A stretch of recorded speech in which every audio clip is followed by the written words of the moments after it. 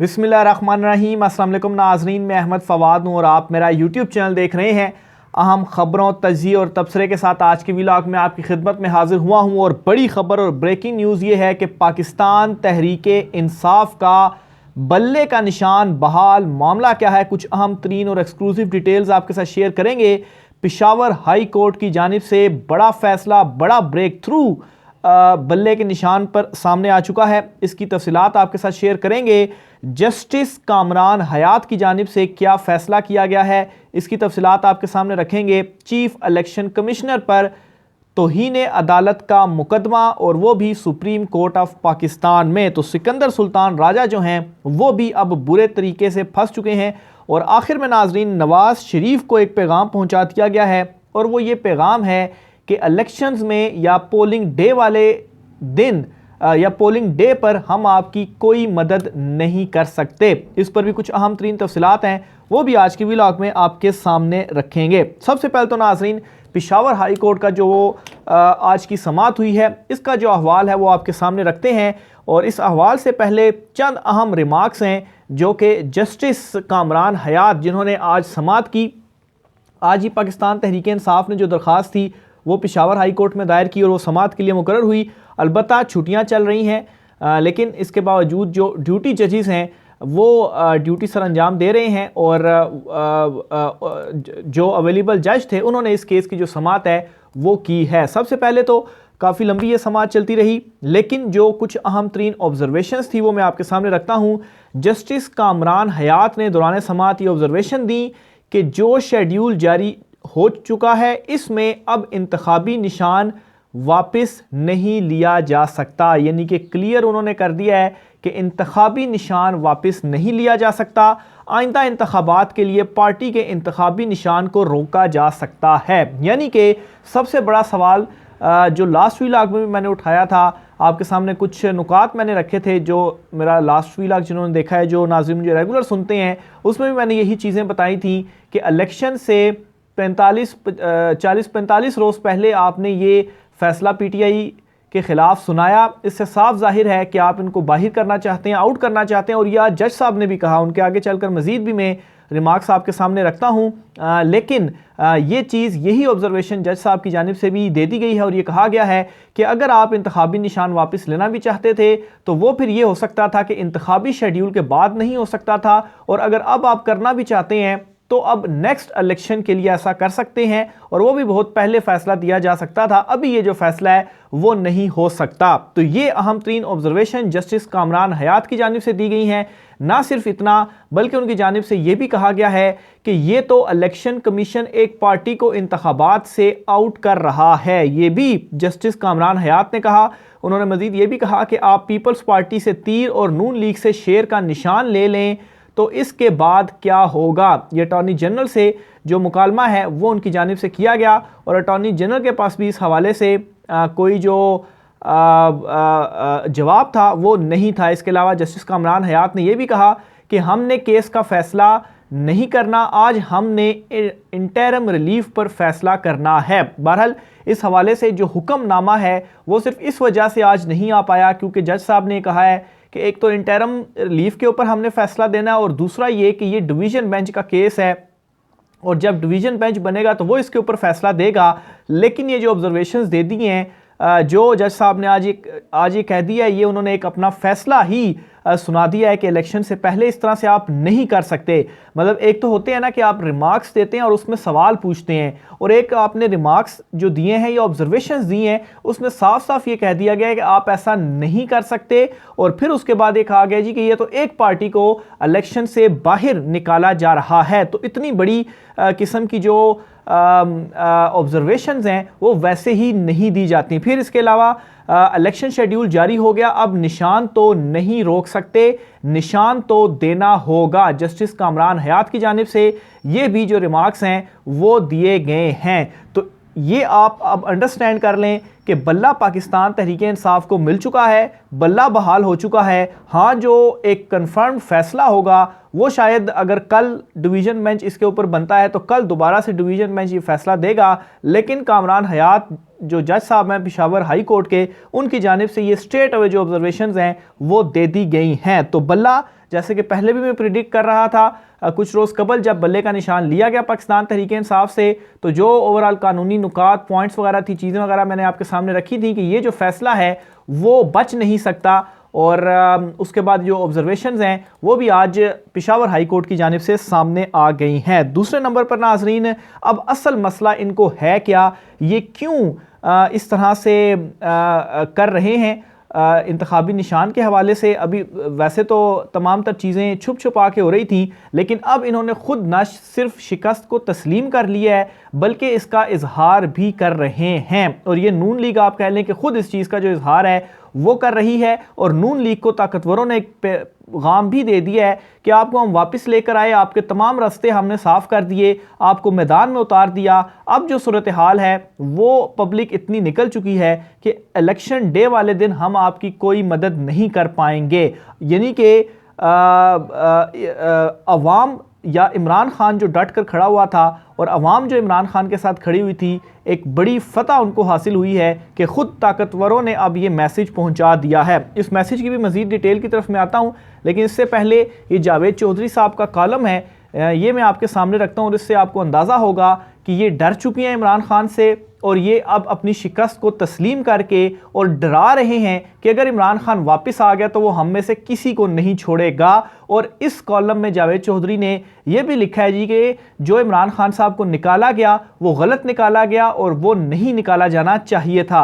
हालांकि इमरान खान के ऊपर जो सारा केस है साइफर वाला, वो यही तय है कि भाई आपने साइफर को लहराया, और इसमें जावेद चौधरी भी एतराफ़ कर रहे हैं, उसमें लिख रहे हैं कि खान को गलत निकाला गया। यानी कि उसी से अगर आप जोड़ें पॉइंट्स को आपस में तो ये अंदाज़ा होता है कि इमरान खान जो कुछ कह रहा था और जो उसके मुखालफिन प्रोपेगेंडा कर रहे थे वो झूठ था और इमरान खान सच पर खड़ा हुआ था और साइफर के वैसे ही एक्सपोज हो गया है। लेकिन अब इनके अपने मुंह से ये लोग इतराफ़ कर रहे हैं। तो जावेद चौधरी साहब क्या कहते हैं, अगर मुल्क में साफ और शफाफ, अच्छा इन्होंने पूरा कॉलम लिखा है लेकिन इसकी सिर्फ चंद जो एक दो पैराग्राफ्स हैं मैं सिर्फ वो आपके सामने रख रहा हूँ क्योंकि मेन क्रक्स वही है।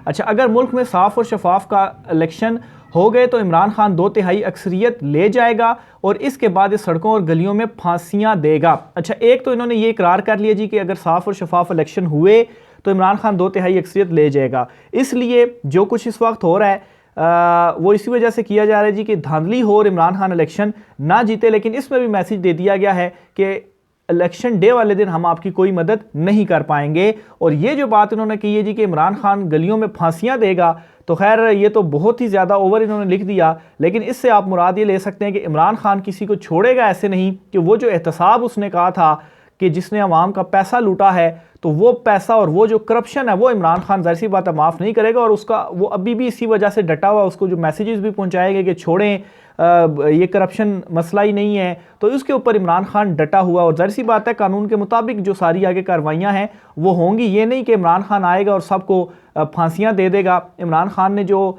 एहतसाब अदालतों के ज़रिए जो केसेस भी बनाए गए, आपने खुद देखा कि इन लोगों ने पार्लियामेंट में आके कैसे अपने हक में जो कानून साजी है वो की है। इमरान खान ने तो कोई इस तरह का काम नहीं किया। बहरहाल आगे लेते हैं और इस वक्त तक देता रहेगा जब तक ये शेख मुजीब के अंजाम तक नहीं पहुंचता। मगर सवाल ये है कि पाकिस्तान इस वक्त तक रह जाएगा?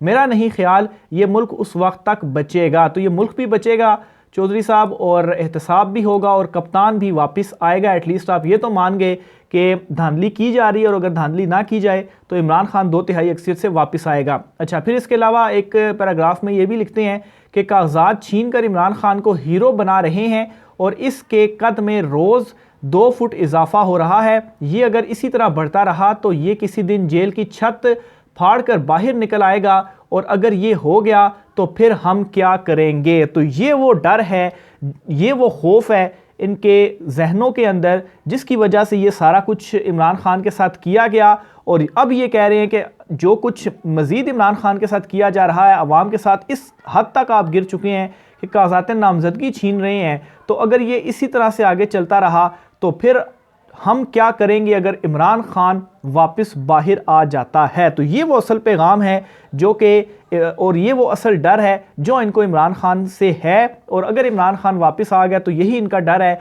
कि फिर हम क्या करेंगे, हमारे जो मुफ्ते हैं वो ख़त्म हो जाएंगे। बहरहाल दूसरी तरफ ताकतवरों ने जो पैगाम दे दिया है, वैसे तो एक पैगाम पहले भी दिया गया था जी कि आपने ये कहा था कि नवाज शरीफ वापस आएगा तो बहुत बड़ी तब्दीली आ जाएगी, अवाम नवाज शरीफ के पीछे पागल हो जाएगी। तो ऐसा तो कुछ नहीं हुआ और अब ये पैगाम दिया गया है कि देखें 2 साल हो गए एक पार्टी को दीवार से लगाने के लिए, क्या कुछ नहीं किया गया, लेकिन इसके बावजूद कुछ भी नहीं बिगाड़ पाए इमरान खान का, बल्कि एक तरह से मज़ीद फ़िल्टर कर दिया आपने इमरान खान साहब की जमात को। तो अब ये मैसेज दे दिया गया है कि जिस तरह से कागजात नामजदगी में जो इमरान खान का प्लान आया और जिस तरह से अवाम साथ खड़ी हुई, जाहिर सी बात है अभी की आप सूरत हाल देख लें कि कागजात नामजदगी छीनने के बावजूद, ताकत का इस्तेमाल करने के बावजूद लोग पीछे नहीं हटे और 1 से ज़ायद लोगों ने कागजात नामजदगी जमा करवाए। तो जो पोलिंग डे होगा, जिस दिन वोट डाला जाएगा, तो उस दिन तो सारी अवाम सड़कों पर होगी, वो बाहर होगी और वोट कास्ट करेगी। तो ये भूल जाएं कि उस दिन कोई जो धांधली का मंसूबा है वो चल पाएगा, या अगर आप धांधली करेंगे तो उस धांधली से आप जीत पाएंगे, क्योंकि 70% टर्न आउट के साथ आप बिल्कुल भी इलेक्शंस नहीं जीत सकते। थोड़ी बहुत अगर धांधली होती भी है तो वो इस हद तक हो सकती है कि चंद हज़ार वोटों को आप तब्दील कर सकते हैं, 10-20 हज़ार वोटों का मार्जिन को आप तब्दील नहीं कर सकते। और आप सर्वे उठा के देख लें, जितने भी किए जा रहे हैं इनमें 60-70% ज़्यादा वोट है पाकिस्तान तहरीक इंसाफ के। इनके एक हल्के में अगर 60% इमरान खान है तो 20% जो है वो मुस्लिम लीग नून है। तो आप देख लें 3 गुना ज़्यादा का फ़र्क है। तो फ़र्क को कम फ़र्क को मिटाना आसान है, लेकिन ज़्यादा फ़र्क को नहीं मिटाया जा सकता। तो ये मैसेज भी नवाज शरीफ को दे दिया गया है, जिसकी वजह से जो घबराहट है वो मज़ीद बढ़ती जा रही है। और इनकी घबराहट की एक मैं एग्जांपल भी आपके सामने रखता हूँ। वैसे तो ओवरऑल सिचुएशन को आप देख ही रहे हैं कि कैसे पाकिस्तान तहरीक इंसाफ से कागजात नामजदगी तक छीने जा रहे हैं, लेकिन इमरान खान की जो प्लानिंग थी वो कामयाब रही और उम्मीदवार अपने कागजात नामजदगी जमा भी करवा पाए। और अब स्क्रूटनी का अमल सेकंड जो फेज़ है वो भी पाकिस्तान तहरीक इंसाफ कामयाबी के साथ गुजार लेगी और अदालतों से भी उनको रिलीफ मिलेगा, ये भी आप जहन में रखें। बहरहाल गाय चोरी मुकदमे में गिरफ्तार होने वाले पीटीआई रहनुमा को रिहा कर दिया गया।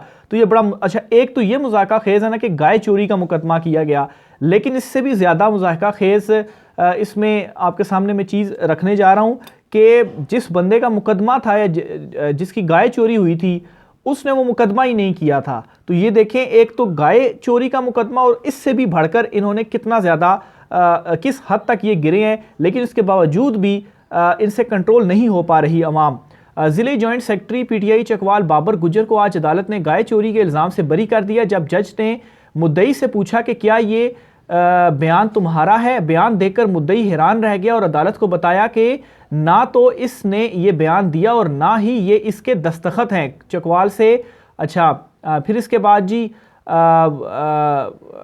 अदालत में सूरत हाल उस वक्त दिलचस्प हुई जब तफ्तीशी अफसर ने जज के सामने मुद्दई मुकदमा मोहम्मद आतिफ का बयान रखा, जिसमें यह दावा किया गया कि मुद्दई को ये शक है कि इसकी गाय को बाबर गुज्जर ने चोरी किया। बयान के नीचे मोहम्मद आतिफ के उर्दू में दस्तखत भी किए गए थे।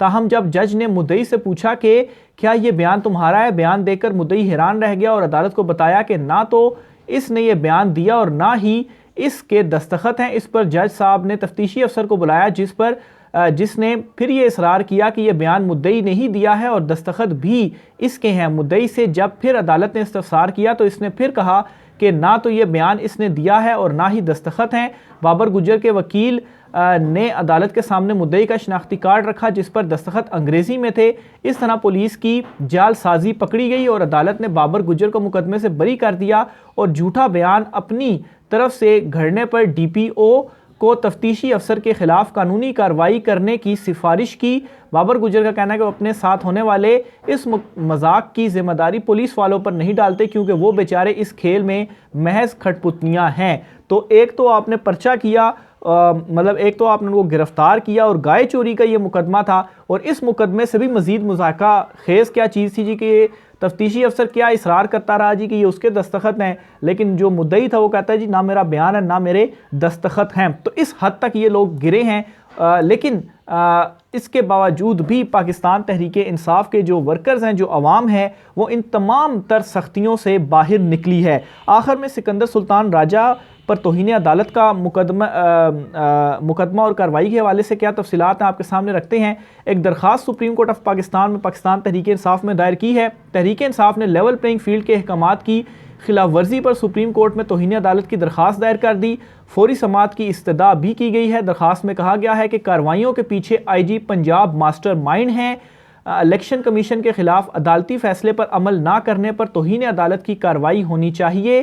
बैरिस्टर गौहर खान की जानिब से दायर दरख्वास्त में कहा गया कि 22 दिसंबर को सुप्रीम कोर्ट ने कहा था कि इलेक्शन कमीशन PTI की दाद रसी करे।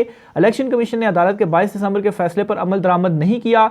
सेक्रेटरी इलेक्शन कमीशन ने अदालती अहकामात पर अमल नहीं किया। सूबाई इलेक्शन कमिश्नर्स ने मुतअद्दिद खतूत लिखे लेकिन कोई एक्शन नहीं लिया गया। यानी कि सूबाई इलेक्शन कमीशन ने कहा है कि ये चीज़ें हो रही हैं, लेकिन उसके ऊपर इलेक्शन कमीशन ने कोई भी जो इम्प्लीमेंटेशन है वो नहीं की। सेक्रेटरी इलेक्शन कमीशन को हिदायत की जाए कि वो लेवल प्लेइंग फील्ड फराहम ना करने वाले ज़िम्मेदारान के खिलाफ कार्रवाई करे। तहरीक इंसाफ के उम्मीदवारों, कारकुनों, कायदीन, तायद और तजवीज़ कुनंदगान की गिरफ्तारी से रोका जाए। इंतखाबी मुहिम चलाने के लिए जलसे जुलूसों की इजाज़त दी जाए। मीडिया पर मसावी कवरेज दी जाए। दरख्वास्त में सेक्रेटरी इलेक्शन कमीशन, चारों सूबों के चीफ सेक्रेटरीज और IGs को फरीक बनाया गया। तो बहरहाल ये तौहीन अदालत की जो दरख्वास्त है वो दायर की गई है सुप्रीम कोर्ट ऑफ पाकिस्तान में भी। आज की वीडियो से इतना ही। राय का सर कीजिएगा। मुझे इजाज़त दीजिए। अल्लाह हाफ़िज़।